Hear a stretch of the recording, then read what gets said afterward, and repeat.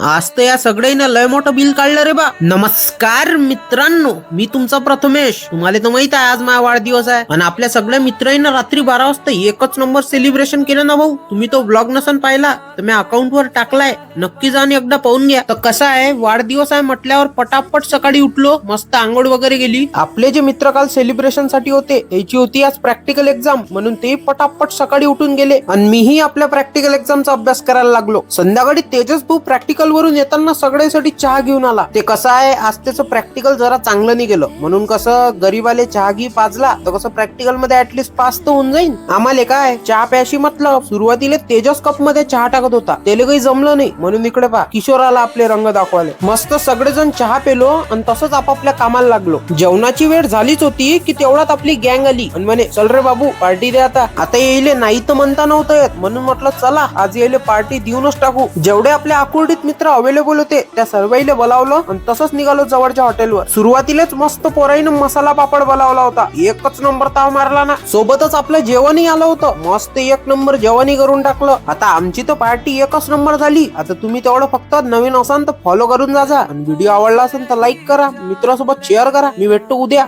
तोपर्यंत जय महाराष्ट्र.